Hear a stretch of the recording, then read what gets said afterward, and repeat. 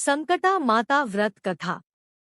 एक बुढ़िया थी। उस बुढ़िया का एक बेटा था जिसका नाम था रामनाथ। रामनाथ धन कमाने के लिए परदेश चला गया।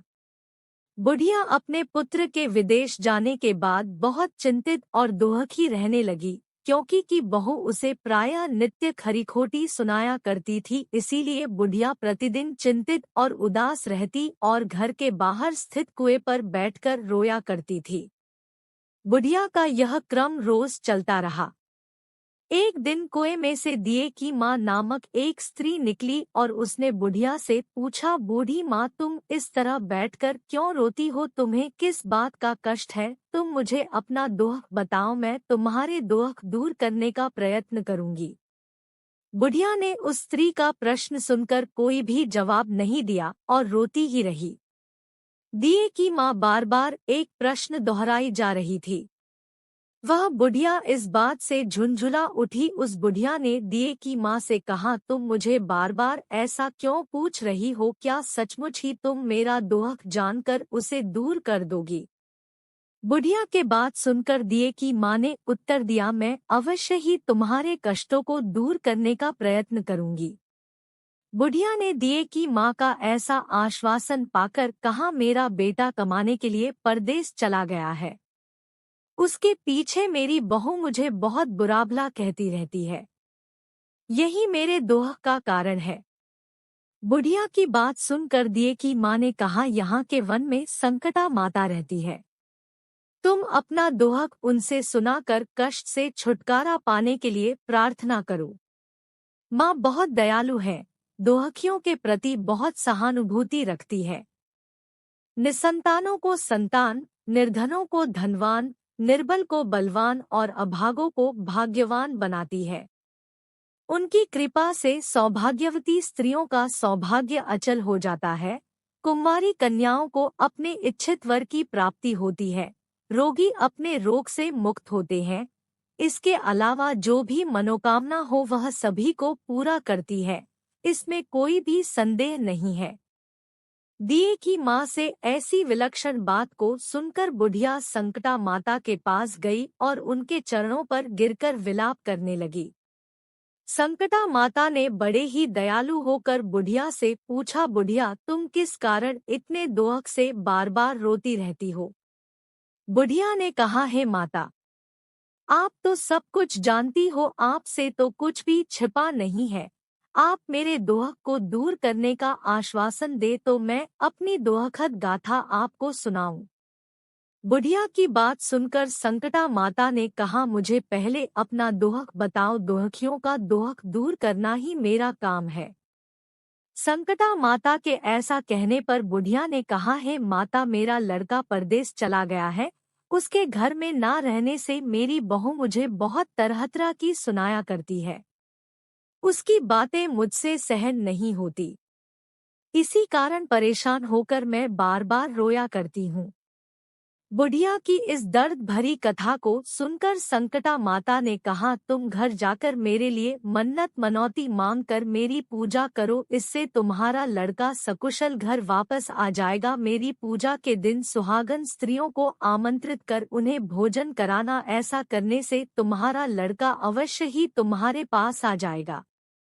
संकटा माता के कहे अनुसार उस बुढ़िया ने मनौती मांगकर पूजा की और सुहागिन स्त्रियों को भोजन के लिए आमंत्रित किया। परंतु विचित्र बात यह हुई, जब बुढ़िया ने स्त्रियों के लिए लड्डू बनाने शुरू किए तो उससे 7 की जगह 8 लड्डू बन गए। इस बात से बुढ़िया बहुत ही असमंजस में पड़ गई। ऐसा होने का क्या कारण है? कहीं मुझसे गिनने में तो गलती नहीं हो रही, अथवा अपने आप 8 लड्डू बन जाने का कोई अन्य कारण है। उसी समय संकटा माता एक वृद्ध स्त्री के रूप में बुढ़िया के सामने प्रकट हुई और बुढ़िया से पूछा, क्यों बुढ़िया, आज तुम्हारे यहाँ कोई उत्सव है क्या? यह सुनकर बुढ़िया बोली, आज मैंने संकटा माता की पूजा की है और सुहागिन स्त्रियों को भोजन के लिए आमंत्रित किया है, किंतु जब गिनकर 7 लड्डू बनाती हूँ तो वे लड्डू अपने आप ही 8 बन जाते हैं। मैं इसी बात से चिंता में पड़ गई हूँ। बुढ़िया की बात सुनकर संकटा माता ने कहा, क्या तुमने किसी बुढ़िया को भी आमंत्रित किया है? बुढ़िया कहने लगी, नहीं, मैंने ऐसा नहीं किया, परंतु तुम कौन हो? संकटा माता ने कहा, मैं बुढ़िया हूँ, मुझे ही आमंत्रित कर लो। ऐसा सुनकर बुढ़िया ने उस बुढ़िया रूपधारी संकटा माता को भोजन के लिए आमंत्रित कर लिया। इसके बाद बुढ़िया के घर पर सभी आमंत्रित सुहागनें आ पहुंची और बुढ़िया ने सबको लड्डू तथा अन्य मिठाई आदि का भोजन कराया। इससे संकटा माता उस बुढ़िया पर बहुत प्रसन्न हुई और माता की कृपा से उस बुढ़िया के बेटे के मन में अपनी माता और पत्नी से मिलने की इच्छा उत्पन्न हुई और वह अपने घर के लिए चल दिया। कुछ दिन बीतने के बाद वह बुढ़िया संकटा माता की पूजा कर सुहागिनों को भोजन करा रही थी कि किसी ने उसके लड़के के आने की सूचना दी, लेकिन बुढ़िया अपने काम में लगी रही। उसने कहा, लड़के को बैठने दो, मैं सुहागिनों को जीमा कर अभी आती हूँ। लड़के की बहू ने पति के आने का समाचार सुना। उसी क्षण पति के स्वागत के लिए तुरंत घर की ओर चल दी। लड़के ने अपनी पत्नी को देखकर मन में सोचा कि मेरी स्त्री मेरे प्रति कितना प्रेम रखती है, जो खबर पाते ही मुझसे मिलने आ गई, परंतु मेरी माँ को मुझ पर जरा भी प्रेम नहीं है। मेरे आने की खबर पाकर भी मेरी माँ मुझसे मिलने नहीं आई। जब पूजा का काम समाप्त हो गया, सभी सुहागिनें भोजन करके अपने अपने घर को लौट गई। बुढ़िया अपने बेटे से मिलने के लिए उसके पास पहुंची। माँ के आने पर लड़के ने पूछा, माँ अब तक कहाँ थी? माँ ने कहा, बेटा, मैंने तुम्हारी कुशलता के लिए संकटा माता से मनौती मांग रखी थी, उसी को पूरा करने के लिए सुहागनें जीमा रही थी। संकटा माता की कृपा से उसका मन अपनी पत्नी से हट गया। उसने माँ से कहा, माँ, या तो मैं यहाँ रहूंगा या यह रहेगी। बुढ़िया ने कहा, बेटा, तुम्हें मैंने बड़ी कठिन तपस्या से पाया है, इसीलिए तुम्हें छोड़ नहीं सकती, इसीलिए चाहे बहू का त्याग भी करना पड़े मैं कर सकती हूँ। आकर लड़के ने अपनी स्त्री को घर से निकाल दिया। घर से निकलकर बाहर आई तो बहुत दुखी मन से एक पीपल के पेड़ के नीचे बैठकर रोने लगी। एक राजा उधर से जा रहा था, उसे रोता देखकर राजा रुका और पूछा, तुम क्यों रो रही हो? तब उसने अपनी सारी व्यथा राजा को कह सुनाई। राजा ने कहा, आज से तुम मेरी धर्म बहन हो, इसीलिए रो मत, मैं तुम्हारे सभी कष्टों को दूर करने का प्रयास करूंगा। यह कहकर राजा उस स्त्री को अपने महल में लेकर आ गया। महल जाकर राजा ने रानी को सारी कथा सुनाई और रानी को कहा, देखो, आज से मेरी यह धर्म बहन है, इसी महल में रहेगी और इसको किसी भी प्रकार का कष्ट नहीं होना चाहिए। राजा के यहाँ पहुंचकर कुछ दिन बाद धर्म से प्रेरित होकर रामनाथ की स्त्री ने भी संकटा माता का व्रत आरंभ कर दिया और संकटा माता के निमित्त सुहागिनों को भोजन कराने के लिए आमंत्रित किया। उसने रानी को भी आमंत्रित किया। जब सभी सुहागिनें लड्डू खाने लगी तो रानी ने कहा, मुझे तो रबड़ी, मलाई और स्वादिष्ट मिष्ठान ही हजम होते हैं, यह पत्थर समान लड्डू कैसे हजम होंगे? ऐसी अवहेलनापूर्ण बातें कहकर रानी ने लड्डू खाने से मना कर दिया।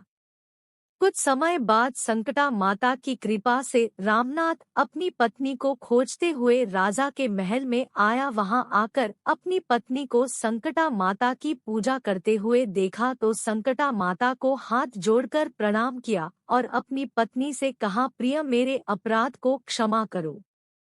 पत्नी ने कहा है, नाथ, यह सब प्रारब्ध से ही होता है, इसमें आपका कोई दोष नहीं है। आप मेरे ईश्वर रूप हो, मेरे ही अपराध को क्षमा करें। यह कहकर दोनों ने विधि पूर्वक संकटा माता व्रत कथा सुनी, संकटा माता की पूजा की। पूजा को समाप्त कर सुहागिनों को जिमा कर दोनों पति पत्नी अपने घर की ओर प्रस्थान के लिए तैयार हुए। जाते समय रामनाथ की स्त्री ने राजा रानी से कहा, जब मुझ पर दुख पड़ा था तो आप लोगों ने धर्म बहन बनाकर मुझे आश्रय दिया था। यदि आपको किसी भी तरह की सहायता की आवश्यकता हो तो मेरी कुटिया में निसंकोच चले आना।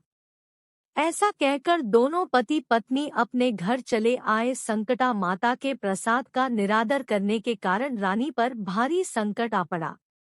रामनाथ की बहू के जाते ही उनका राजपाट नष्ट हो गया। ऐसी विपत्ति में पड़कर रानी ने राजा से कहा, ना मालूम वह तुम्हारी धर्म बहन कैसी थी, उसके यहाँ से जाते ही सब कुछ नष्ट हो गया।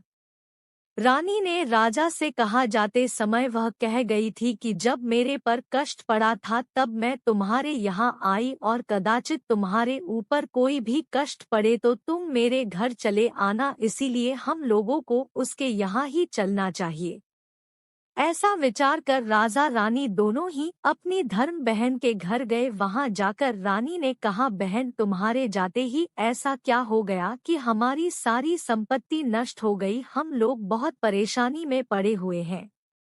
रानी की बात सुनकर रामनाथ की स्त्री ने कहा, बहन मैं तो कुछ नहीं जानती, मेरी तो सब करता धरता संकटा माता है, इसके अतिरिक्त कोई दूसरा नहीं। इसीलिए मेरी राय में तुम संकटा माता से अपनी भूलों के लिए क्षमा याचना करो, उन्हीं की मान मनौती से तुम्हारा काम बन जाएगा। तुम्हारे सारे बिगड़े काम अपने आप सुधर जाएंगे।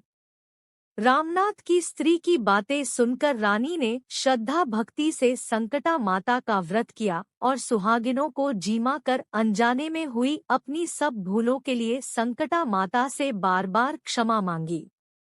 रानी के ऐसा करते ही संकटा माता प्रसन्न हो गई और रात में रानी को स्वप्न में कहा कि तुम दोनों पति पत्नी अपने महल को चले जाओ, वहां जाकर मेरी पूजा करना और मेरे निमित्त सुहागिनों को जिमाना। ऐसा करने से तुम्हारा गया हुआ राजपाट तुम्हें दोबारा वापस मिल जाएगा।